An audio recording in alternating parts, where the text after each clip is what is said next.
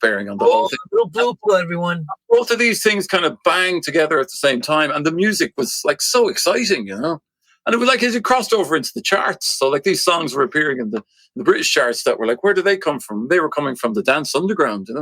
So like it was this thing that was just kind of moving everywhere we went. It was fantastic. It's here we got Mike. He's got his frame from Hacienda, so you're bringing him over. I have to say, he invited me over to come over to see the club and to hang out and go to the night. And I went over, and myself and my wife went over, Jack, and we went over, and I went to the club with him before it opened, just to see the whole setup. And like we were driving to the club at 7:30 in the evening, and the queue all the way around the block. And I was going at 7. I said, "Who are these people?" He said, "That's the queue." Like by 9 o'clock, the club was absolutely full. Oh, I was going, what's going on? Yeah, and then you could see exactly what was going on. Like it was the beginning of the whole thing. Like that was 88 the nude night and then you had the two of them. We saw and they were both very different DJs. You had Mike Picker and then Graham Park, and like Graham being more technical and kind of amazing mixer, and then Mike kind of had a different vibe to him. He brought the thing in a different way, and I saw that kind of the way the two of them worked together was incredible.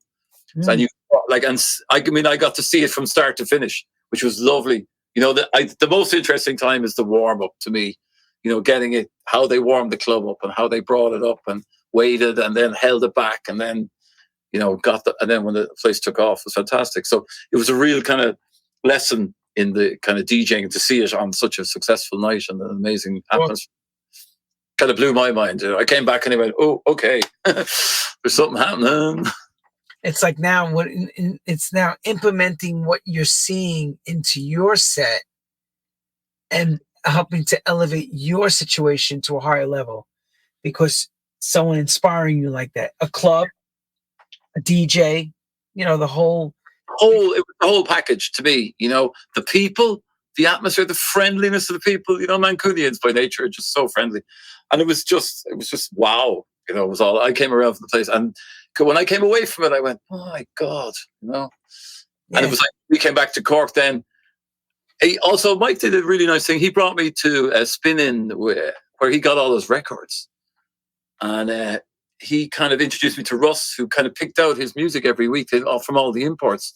So Russ then started to send me records at the same time, right. The same kind of bag of records that Mike and Graham were getting. So the records I was coming in the door, like every week, they'd send them over to me. It was just incredible. Like another box of classics, which, they were to become classics. So you had, and then we knew. We were right. Like we knew that then when we were playing the music, we had a really, really strong kind of really good guy sending us great records, because it was really hard back then to find the records. You had to read the reviews or you had to go to a record store, and there was no record store in Cork at the time. People remember the way it worked back then was there was no such thing as an MP3 or WAV file. What they would do is they put the phone near the speaker like that. Phone near the speaker to listen, and you were like, "Yeah, I'll take that. Yeah, I'll take that. That's hot." Yeah, and you play the best bit of it, and then you get it, and you go, "Oh no! Oh Jesus, was I misled on this one?" That's why I do miss that thing at the record store. The clamor of people around the counter buying the records. What's that one like? What's that one like? I know it's still there to a point, but not much. Yeah. Yeah, that's just a different world now. Everything, even the record shops. That you brought up a very good point. I brought this up before myself. That's where you met up with everybody in the music, is at the record shop. Totally. Reverse. It's where you made business deals. It was crazy what was going on. No, you found out what was going on and what was happening, or you'd hear a tune. Somebody go, "Have you heard that tune?" Or the guy, generally, I often found that the people behind the counter could have such an influence. They put on a tune that people may have ignored, or there was no hype around, and they put it on, and you go, "Wow, what's that?" The little B-side, the inner one, the little dub. I was a big fan of the little dubs on the inside of all those great 12 inches. So at this time, as you're honing your skills in the nightclub and basically becoming a crowd favorite, because I saw what happened in that town with you guys. They all loved you. They loved to come and hear you guys play. Were you already starting to play around with music production at that time? Yeah, I think obviously as a DJ, you have a lot of time on your hands, So we just started. We had a tiny little setup. We had an Atari. I think I still have it, ST, and we had a keyboard, maybe and a sampler. Do we have a sampler? I can't remember. But we're very, very limited. And I think we did our first record in motion on Red Records, 94. Oh, really? Okay. We did one, and we were called Fishco Tech then, because it was kind of techie. It was kind of, and it was on Red Records. They were a label out of Dublin. Tim Hannigan and Mark Kavanagh, good guys, and they put it out. It did okay, I think, at the time. And then we kind of didn't do much then for a while. I think 97 maybe we put out our own record for the first time on our own label. Why wouldn't you have pressured to push that envelope to keep releasing constantly? I don't know. We were very, I suppose, we're concentrated on we were doing the club, and it was week in, week out, and it was kind of doing really nicely, and we were kind of working away in the music. And I think maybe we hadn't found the kind of our sound or any, we were playing around with ideas, and it was very early days in our musical development, so it took us a while to get going. But then bit by bit, I think as well, at that time we didn't have that much equipment, so eventually I think we invested. We went out and we bought a desk and compressors and proper monitoring, and set up a proper studio. In terms of you could make good records from it. I still have the desk; it's still here. Which desk is that you owned? The Allen Heath GS 3000 with valve channels and everything. It's a beautiful desk. See, this is what I try to tell people: when you're today's game, because most people working inside the box in the computer. You don't have to have all that stuff to make a record, but back then you had to make a commitment, a financial commitment, to be able to buy this equipment and then make money for you. Yeah, we had to take a loan out to buy the stuff. I remember it, and I remember the company we bought the stuff from in the UK was called Big Boys Toys, and I said, "Oh God!" When I saw the invoices coming in, I was like, "Big Boys Toys." There's nothing boyish about this, my friend. But having better equipment and compressors and stuff, it definitely helped us develop our sound then. And then I think it wasn't until about 2000 that we signed a load of stuff to iRecords in New Jersey. So that got us going. I know the label. I never dealt with him. Yeah. We never got a statement. You probably own all the stuff by now. Yeah, we got it back to you. Yeah, we got an advance, but I don't think we ever got a statement. That was a lot of people did. They got the advance, but never got the back end of the royalties. Yeah, so God, there was no deal when it came to kind of digital. Anyway, there you go. No. Best of house music. That's the dark. The iRecords thing. They were very popular in Europe, so they were always on the wall in all the shops. So he did quite a few 12 inches. So, and they were mixed. There was a couple of house tracks on, and then there was more down tempo stuff as well. So it kind of opened up kind of the world to us then. So on this timeline of this golden era of the 90s, because that's what we're at right now. You're playing your Thursdays. You're eventually moving to Saturdays. Saturdays by then, yeah. It was Saturdays kind of from the 90s, 91 maybe. That Saturday night became huge then.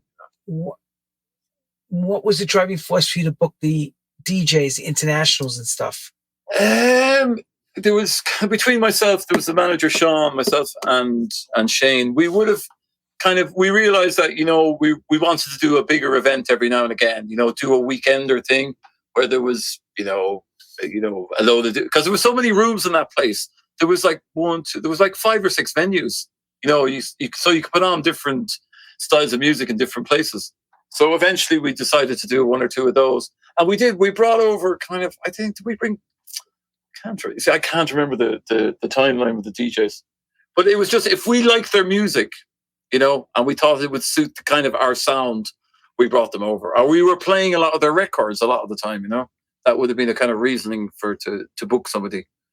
And we felt that it would enhance the resident night, because we might have had a DJ at most 8 every, a guest DJ, maybe every 10 weeks or something, when we started doing it.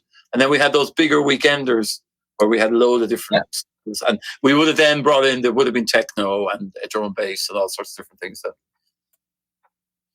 So on that note, in the early part of Sir Henry's, who would you say was some of the Americans that were around you guys? I suppose, Kerri. We had Jerome Sydenham. He was Jerome and Kerri. They did a big night, and they had Arnold Jarvis. Hey, you got him there. And Arnold Jarvis was there as well on that night. That's my mate Graham Finn playing the guitar with Kerri. I think this is the after party after a pub. We all came back again, and that night, those kind of nights were absolutely epic. Everybody absolutely adored Kerri. He just, he's Kerri. You know what he's like.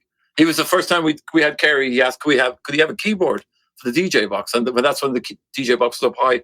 We went, oh, okay. So we got him a piano, and next minute he was mixing records and playing the piano. This was like, I can't remember the date, but that was kind of that was a huge one for us. DJ Deep, huge. People loved him. Let's see, we got Shane and Deep together. Yeah, that's a good one. Look, which one is Shane and which one is Deep? You're right. Can you tell us which one is which? Cyril's at the front, Shane's at the back. He played an amazing set. When a DJ just plays a set, and he was just from start to finish, like it was just perfect, Right. And that was, so we brought the DJs in to enhance the night. That's a fantastic photograph. That's Glenn Underground, Boo Williams, Nelson Rosado from King Street, Justin Robertson, and myself. What a gang. And that was one of the weekenders they were playing at it. I love that photo. It's fantastic. Wow. That was a good night, as you could imagine. The after party was legendary. Glenn and Boo played in this kind of bar underneath the club till like 6 or 7 in the morning, and it was fucking amazing. They were really, really good. See, everybody, that's history. Look at this. We got Rasoul. Yeah. What a guy. I love him. San Francisco's Rasoul. Yeah. What a brilliant DJ too, He and just, of course, DJ for the early days Henry's now, that would have been kind of on the Thursdays. You see quite an interesting mix of people. Mm-hmm. Pushing along.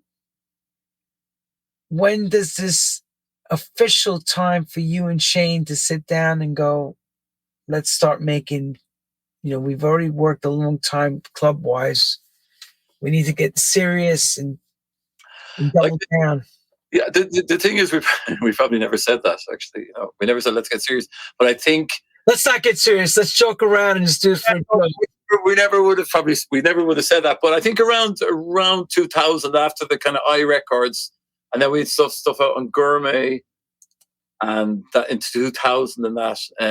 That's what we were kind of doing it. We were in the studio every week then. We were making music all the time. Maybe 3 days a week, 4 days a week in the studio. The studio was over in Shane's house at that time, and we worked away hard at it then. And I think we knew that to get any good at this, you got to work at it. You got to put the hours in the studio. You can't just kind of go in for a couple of hours and make a track. So that's when we really kind of we got stuck in. From about, hold on, I'll have a look here. I have it here. Yeah, from about 2000 onwards. Yeah, I can see it on in our releases. There's stuff coming out all the time. During that period, right? Yeah, right up to the Cure and the Cause, So explain in the pecking order of the studio work, who does what? Shane would have been always on the computer more. I would have been I would have been more on the mixing desk and effects, and we both play stuff, but I'd be playing stuff in, but he would be more focused on the kind of the actual sequencer and all that kind of stuff. I'd be more throwing ideas, and I do a lot of it. I would sit between the speakers a lot and do a lot of the actual physical mixing. I was really into that, and particularly when we use mainly outboards kind of effects and things. I sending all the stuff there sitting in between the two speakers and get the sound. That kind of way. I think we probably always did it. We were mixing as we were going along. Getting the sound right. Programming and mixing. I'd be working on a bit of the arrangement, and I'd be working on the desk, kind of getting the kind of sound right in some way or other, and or sending stuff around and fecking around with the effects and compressors and that. So that very much the pecking order would have been there. But we both write the things together as such. Here's the thing. I was thinking about, especially for my own workflow. Did you have anyone to look back at while you're making these records? Like, you went to some other sessions of people to expungiate, or were you just learning right there how to put this together? Lenny, there was nobody in our environments near us that we could. I want you to be clear on that. I want you to tell people that you guys did on your own. On your own strength. It wasn't like when you're in the States or in London, you could sneak into a session or something and see what they were up to. But no, we just did it completely our own way. And the only reference points in Ireland would have been kind of rock music or indie music. So that had nothing really to do with what we were doing. So we just had to learn. We learned completely on our own. So U2 wouldn't have been your muse then? No, I still like U2, but no, not at all. We would have been, thinking about the kind of, masses of work or those kind of people. That's fine. If only we could make a record like that, or the day, all I was listening to, all the kind of the Dave Morales and Frankie Knuckles, some of those remixes. I was listening to some of them recently, the Janet Jackson remixes, or some of the stuff they did, and it still sounds incredible today. So we were kind of always, our reference point would have been high up, or the Kerri sound, or Todd sound, or Glenn. I love Glenn Underground sound, the Boo Williams, that kind of sound, the rough sound as well is great. So that was where there they are again. There they are again, Glenn and Boo. A lot of our references point came from the States, and obviously the UK as well, and that. But a lot of it would have come from there, really. Wow. Okay. Let's talk about how this records like them, by the way, just trying to emulate maybe even the sound of that's what I was going to say. Were you guys playing the music and listening to it in the studio and then ripping the records apart? Like, hey, we want trying to get maybe the feel of something, or just and then I think because we were left on our own, we ended up with our own thing, because there was nobody else there. It was just us. Even the way scenes develop now, they don't get a chance to develop. Back then you could have we could have our own kind of house sounds that nobody else had. Right. And nurture it because you're doing it to your crowd. You're experimenting, right? So you develop, so you're maybe the sound comes from the club as well, from the deep stuff and the thing. You get this whole thing going on, and you kind of you start making music kind of around that thing, and it seeps into you in some way or other. And that's why nightclubs are created, for us to use like an experimenting tank. Yeah, records, and then oh boy, I can't wait to play this. For example, like on your Thursday night at the club, see what the response is going to be, right? Totally. And it would be great if you played something that hadn't come out or something, and people had no idea, and then you go, ooh, they like that, and you go, oh, I didn't expect they'd like that one, or I didn't expect the reaction to it. So it was a fantastic way to test out, through a proper PA. Oh my God, the kick drum was way too loud, or whatever, or woo, too much bass, man, So the mix doesn't sound right. Yeah, right, take it off. Shit, get rid of it. Get it off now, or holy shit, we got a hit on our hands, which sometimes happens too. You don't know. You're like, I've learned that you make a record. Sometimes you're not sure of it. Then you expose it to the crowd. And then bam, bam, Yeah. you said, wow, this thing's going to be even bigger than we thought, right? It's just, or you're mixing a record, it happens. And you're like Moses. You put your hands up and you part the Dead Sea. It's happened to all the best. Yeah. Now, in the sense, because you say to me, no one's around you in Ireland where you guys are. Who's the keyboard player? Who's playing the keys? Because I see keyboards around you. Who's playing these? Well, the keyboard. Well, both of us would play the keyboards, and on maybe one or two tracks, a guy called. There was another guy. I can't think of his second name. He used to play the keys as well sometimes, but mainly us. And See, nobody knows that. We play a little guitar and things, and and occasionally we had a bass player who worked on. Kurt worked on a few tracks with us, but most of the playing would have been us. We got Andrew Carroll. There might have been samples. I want to tell you something. Andrew Carroll, a friend of ours. Oh yeah. He said to me, "You make sure you ask them about how they got that fish go deep in this from tech to the fish store." So we'll get to that in a minute. So I want to give him some credit because he's writing in. Irish people are all here and they're all giving it up, saying, well done, mate. So, of course, with all, what's the first breakout record that gets you notoriety before the one that everybody really got to know you? What's the one that you say, wow, across the ocean they're ringing now? Well, the first one was the Let's Go Back with Rebecca Marr, the girl from Cork here as well. Let me give it her. And it's on Shea Music. It was on Neil Lane's label. And Let's Go Back it did really well, and a lot of people paid attention to that record. No, that's Tracy. I'm sorry. I have pictures of Rebecca. And so that was on Shea Music, and that was in 2000, I think. I'm not sure. And that was our first that record did well. And then we did one on Gourmet. Music's Got Me, Mazzy's label. That did well too. They were the first. That was the first record, I think, that kind of sold quite a lot. Shea were very good, He was good on the promotions, and I think had the huge track, what was it called?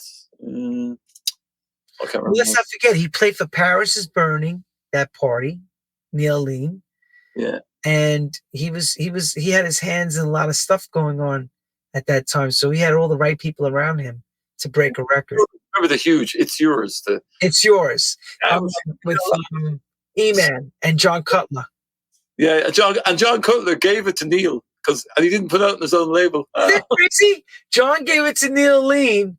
I remember that. John didn't even put it on his own label. He sells it to Neil Lean. It happens. Not thinking too much about it, and then woo. I love it. Next thing you know, It's Yours is like the biggest, hottest club track in the club world. Big time. But see now, guys, you have to understand something. The audience now. When you made records, you made a commitment to see it through because you had a high expense on this records that you're working on. If you were running your own record label, you had to pay to do all the pressing and all that. Or if you had a pressing distribution deal, you knew that money was coming out of your front end. Yeah. You had to make commitments that you really believed in your product. Am I right? Well, yeah. Yeah. And or the label believed in you, and yeah, it was very different then, in terms of you couldn't just throw in an old record and hope for the best, you had to kind of get it. There's so much to do, if you didn't get it right, you just lost money, Right, but a couple of those in succession. And even if you've a good P&D deal and they go, well, do you know what? Well, we put out some ourselves, and then we signed to a lot of different labels. Like, Well, so. tell us an experience, for example, running the record label. What was that opposed to being where you hand off the record to a label? Well, when you hand it off, it's kind of, you've done the work as the artist, and then they do all the rest of the stuff, and you help with the promotion, obviously. Now, so it's kind of less hassle. When you're putting it out yourself, it's a whole different ball game. You really have to get the promotion right, and you have to, you spend money on everything. And like in the end, by the time it all comes back, there ain't a lot of money and all that. Really, unless you get one of a big hit. And I suppose you got to bear in mind too, back then. Back in the 2000s, like records were still selling a lot, Yeah. So you could make money from a 12-inch. Right. Some people say no, they're pressing up 500 copies. Like, I don't think they would have pressed up 500 copies in the 2000s. Would they even done a run that small? No, right, exactly. The promotion run out would have been more. Just like they gave out free goods. Yeah. So it's a different time. Somebody asked me a question here. Colin Morrissey is saying, ask Greg about the Sweat birthday party nights. That was epic. I had to bring that up. Oh, yeah. Amazing. They're always incredible. So it was kind of, you get the people from all over the years. Like, I think the last time we did was the 30th anniversary. So you're looking at generational things, like, right from my kids on the dance floor to people who were coming there right from the start. And I think so. Epic nights, really emotional, and you get to, always very difficult, because how could you put all that music into that one night? But you kind of somehow would try and figure out to play a selection of music from over the years. They're kind of a lovely celebration of that feeling you got from that residency, which was that totally unique kind of Cork thing. And then people from all over the country and people from outside the country would come and travel to see. Epic, they're kind of in my brain forever. Some great nights. Jesus. Yeah, I mean, hard to explain it. Like, and the place is full early. Like, you play for 6 or 7 hours. Everybody wants to hear their favorite tune, which you inevitably you're not going to play, but you'll try your best. Lovely. It's just not enough hours in the day to play all the tunes that we've had to do. A lovely affirmation of the whole thing, of that lovely communal feeling you get from being in a club. It's lovely. So now we're into the 2000s. Thank you for that. And we're into the 2000s, and of course, you're signing records all around the world. Like you said, you work with Shay and all these other labels. How does this record that everybody gets to know you happen? The one that, in 2006. Well, we started working with Tracy, and we started writing stuff with Tracy, and we did a track. I think it was in 2000. I don't hold on. I have it here. Nights Like These, and we did a track with Tracy, and it was just did really well. Really nice track. And then we just started bit by bit working on the idea of an album with Tracy. So this is the Tracy girl. This is Tracy Kelleher there. I love Tracy. Tracy. That's in a club in Dublin called Wax. It was tiny. She stood in the window ledge and sang the song up there. Wow. It was brilliant. And it was just like when it was really starting to go. And we did a load of stuff with her. We fastened on a whole album of stuff. And hold on, brother. How did you find her? We met her through some friends in Galway. And we knew she could sing. She was singing with another girl as well. I can't remember the other girl's name. And they came down to try out a track with us. And they both sang. And Tracy sang a kind of a track over some stuff we were doing. And we just really liked her voice. And it just hit it off. It was one of those things. And we started sending her music, and she started coming back with great songs. Beautiful songs, really, really interesting songs. So how long did it take you to the point where we get to know her synonymous for the deep record, where you say, this is the record, and you produce this and go all the way with it? Well, I don't know. I suppose we kind of around 2005, 2004, we had all those songs that we worked on together. And the guys in Canada, Ultrasound Chad, we put out the album. And as part of the album, then The Cure and the Cause, which he said, let's get a remix done for this. And he got Dennis, and there was a big delay in it. Dennis wasn't well; he had Lyme's disease, and there was a big delay in it. And eventually, the remix came back, and we all I remember we played it in a club in town here, Fast Eddie's, and I remember going, "Wow, what's this?" And that kind of took off, and it kind of just went mad. Suddenly, the song just was everywhere, And I think it was picked up by the pirates in the UK and particularly in London. And then suddenly it was just all over the place. And then Simon Dunmore from Defected came in and offered us, to take it on and see what would happen. How long was that before Simon got his hands on that record for Defected? It was still in the record stores. It was still on ultrasound, and I think it was just about coming out. So there was only about, I don't know, we don't know, 400 or 500 copies had gone out. Oh, that's it? Yeah, but we don't know. We still don't know. There could have been a few more. We're not sure. But there's a lot of bootlegs of it actually. But I think then Simon came on board. Then he offered us a whole deal and then an album thing as well. So, and the album had come out. The album had come out, Little Hand, and he just came in and just said, "Do you want to sign it over to us?" And you said no. No. We said brilliant. We went over to do the. Hang on. And Simon's great. Wait, hang on. Let's bring it back. Let me roll the tape back. So you first licensed it to a Canadian label, correct? No, yeah, we did it with Chad. No, we signed it with him. He had put out another record of ours. So did he actually do a licensing like we know it, or he took it as a master purchase, the record? In other words, you signing it to him for the life of the perpetuity of the copyright. No, it was only a licensing. And then so you licensed it.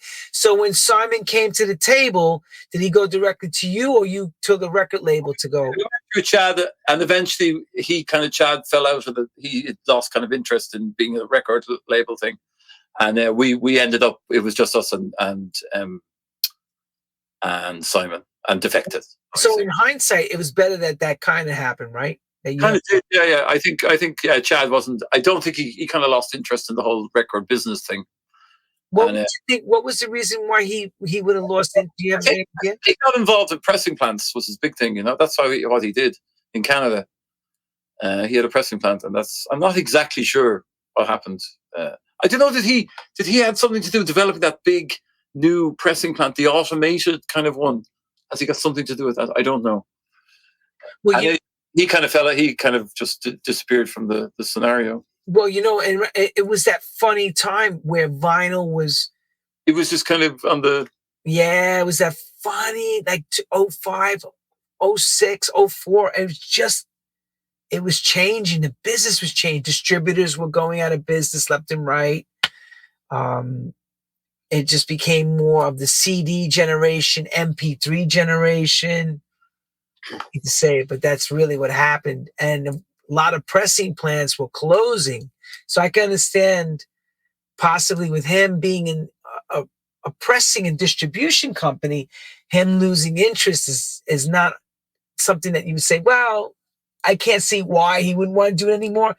At that time, the business was doggy, real doggy and ending. The vinyl business, not. Yeah. To be honest, I really don't know. But so I remember because I signed a record to Ministry, and Ministry told me that record I signed, that was the last vinyl one they were going to release. They were stopping vinyl. So it was around that time because they just weren't moving the numbers anymore. Yeah. But to say the least, I remember that record being all over the place. Your record. During the calls, it was everywhere. It was on every compilation known to man. And that's the way we love it. So how does life change for you and Shane post this record coming out? How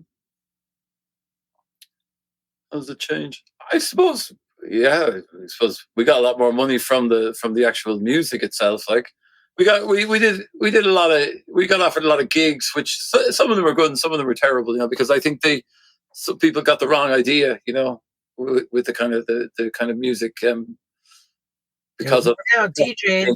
I don't know, but I don't know. Did we just kept going the way we were going? Really, we didn't, not too much change in a lot of ways. Like, now, obviously, much more people knew about us, and you could get more foreign gigs and all that kind of thing.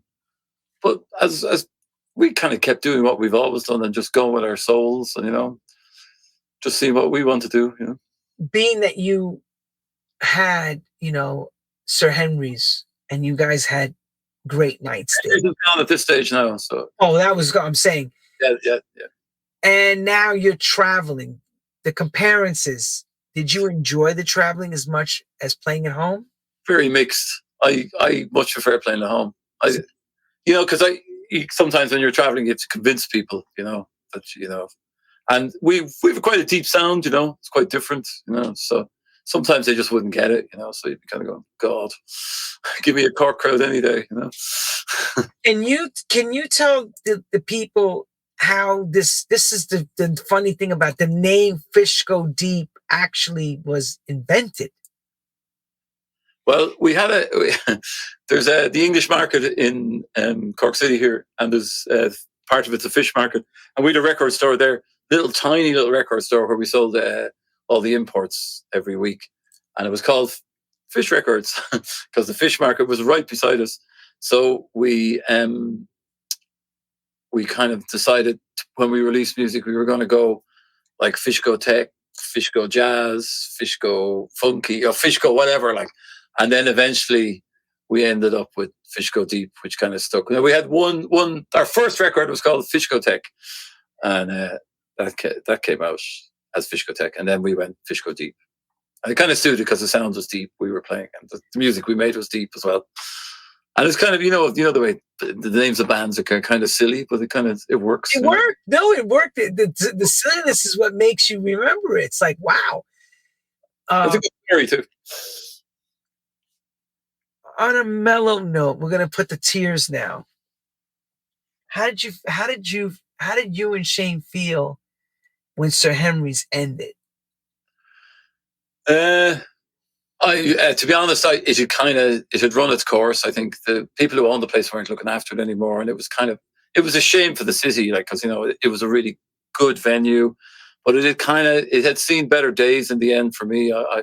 I was sad to see it go, but it was just hadn't been looked after, and it needed investment, and it needed a bit of love put into it.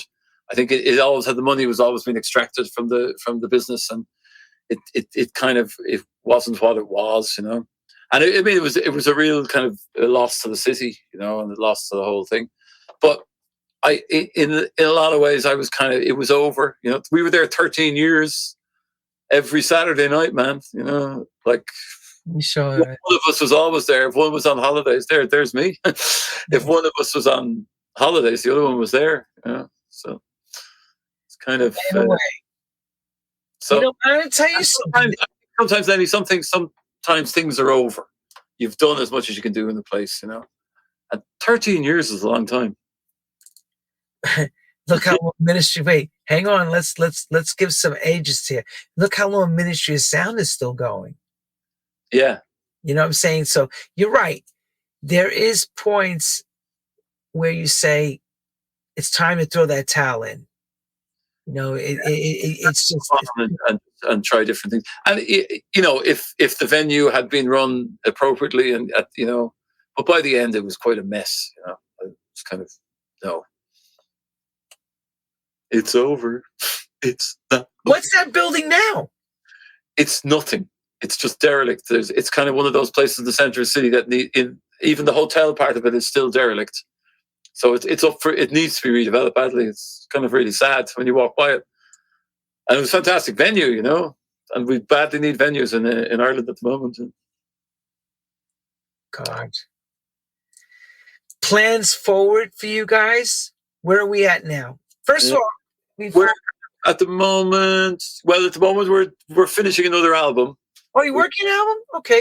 Yeah, we had an album out there the year before last, And so we're just finishing another one at the moment. So we're kind of just going through the tracks and figuring out what's what. And we're gonna do that. We're working on a couple of 12 inches as well for release, or dance tracks. 12 inches. Sorry. I want to make sure. I was like, wow, because no, I have to say this. Louis Vega's releasing Dave Lee's releasing vinyl. So I was wondering if you were getting ready to release vinyl. I'm like, wow, okay. Hopefully I'd like to get it on vinyl, because like we put out the last album we put out on vinyl, and it's really, really nice to hold the record in your hand, And I still love 12 inches, when you're playing a gig and you take one out, and it's the blue one with the little inside mix, or it's the red one with the X on the thing, I still love that. It's not, you're scrolling through the old bloody CD player. It's not the same for me.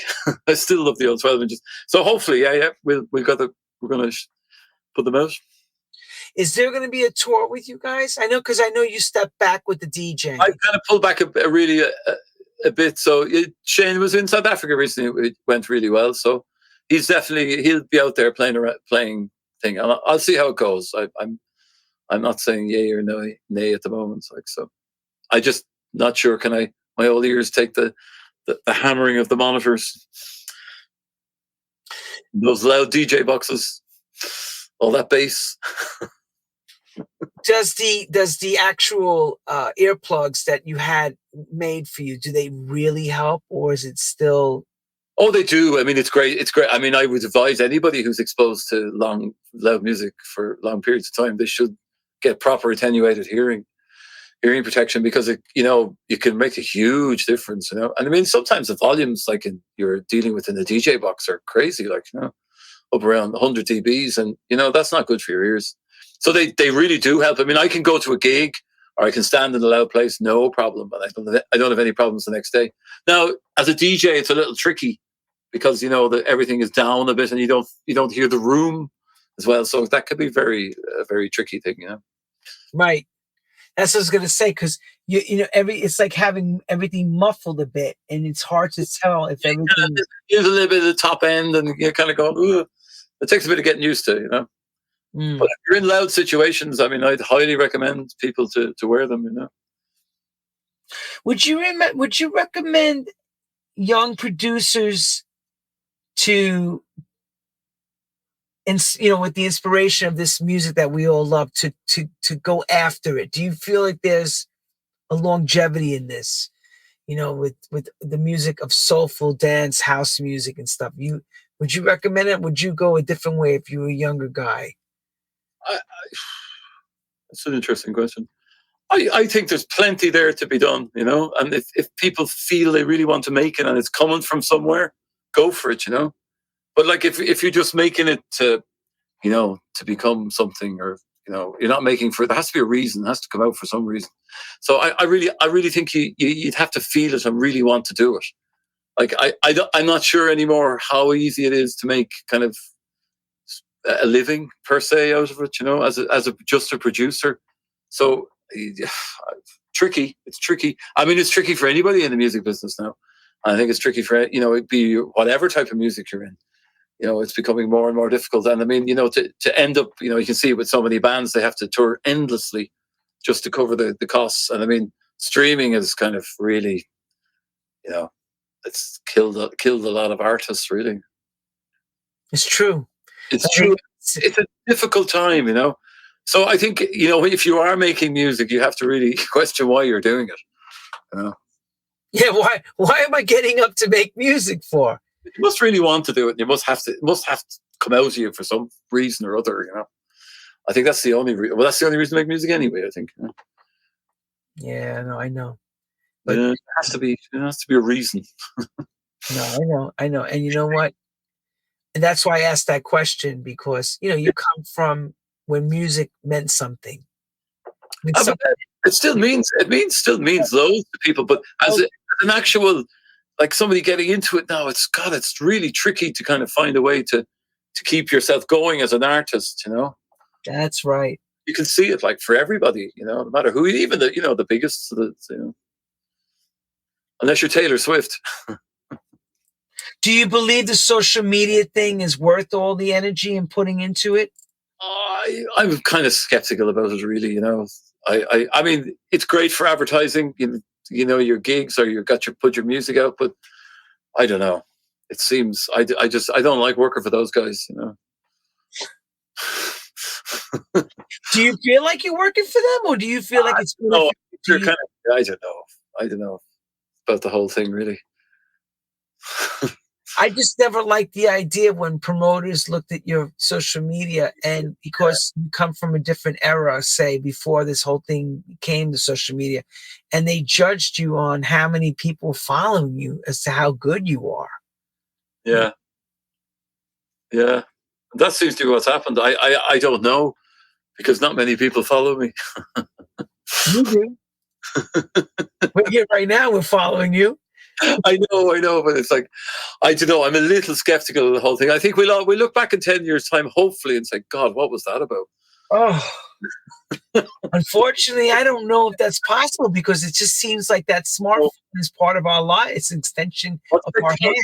There's something called, infinity scrolling, where people are just like, where's the bottom? Where's the fucking bottom of the whole thing? It's rewiring people's brains. I'm convinced of it. Tensions down. Well, you know what? I constantly read things like this. We're inundated with tons of information, but we've lost the wisdom. Yeah, and it's really the truth. There's too much information in any. If you think about it, there's so much stuff. You open up everything. Like go on to go on to track stars tomorrow. I said, God, where are we going to start? Like, Right. 2 days later, you'll still be listening to all the records. There's so much stuff. So you don't believe in the power of Spotify or any of that stuff, right? I don't know.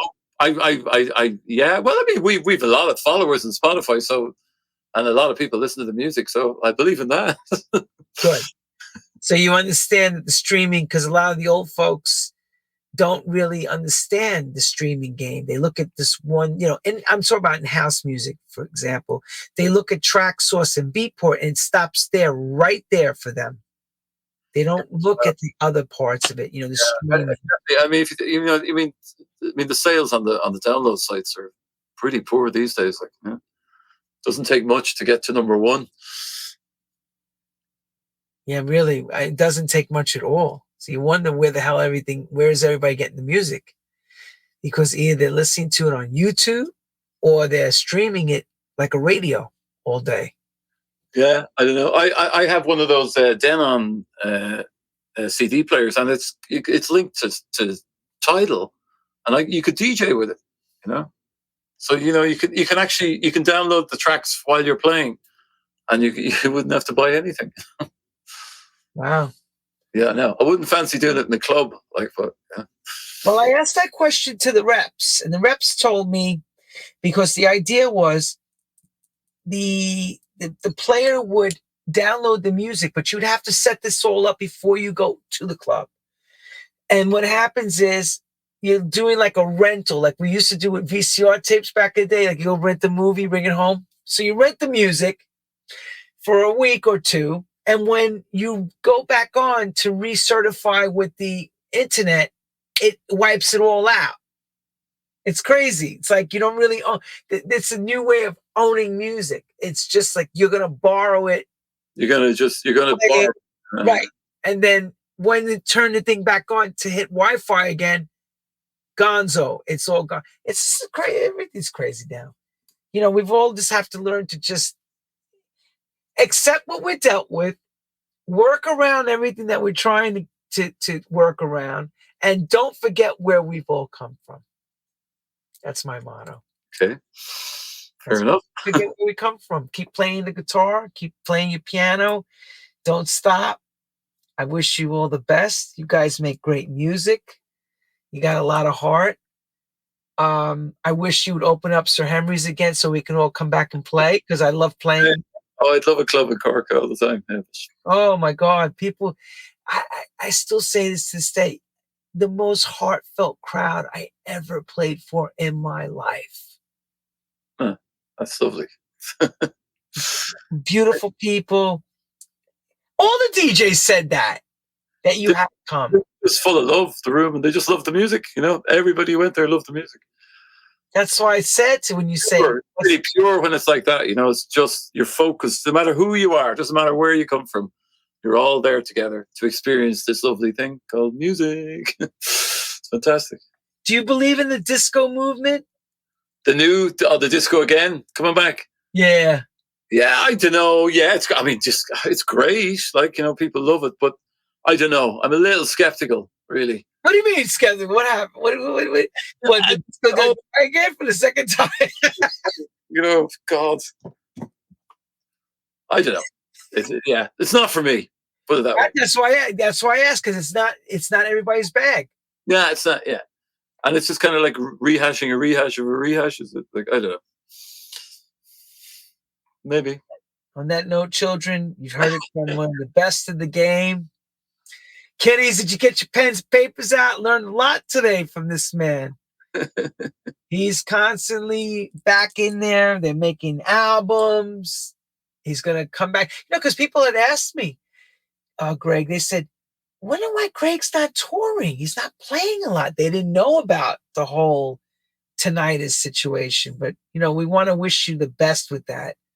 That it doesn't get anything more than where you're at with it. You could just, keep it under bay. Because I remember a friend's father told me a long time, he had a printing press. And for many years, they had those loud machines. And, you're around that all day. It does the same thing like being in a DJ box, right? So he used to say to me, I have to go down to where the sea was to listen to the waves so I could just relax my brain, because the constant noise was just ridiculous, But we wish you the best. And of course, I can't wait to run into you again, and stay safe. And we will watch what you guys put out for sure. And make sure you please get me the new tracks, because I will support them. Of course, I will. I get Shane to send them on to you. Tell Shane all our best. We miss them. We love them. Okay. People, will see you all next week here. And thank you to Mr. Greg Dowling, a gentleman, a DJ, scholar, the grandfather, a fisherman. Because that was what I was going to say to you. That fish shop, check this out. Could you imagine what that's like? He's got a fish place, and then he's got the record shop. So he's got some funky sounds with some stinky fish coming around. Well, if it's stinky, it's not fresh. That's it, people. Have a good night around the world. We'll see you all next week. Stay with me, Mr. Dowling. Ciao. Ciao. Greg.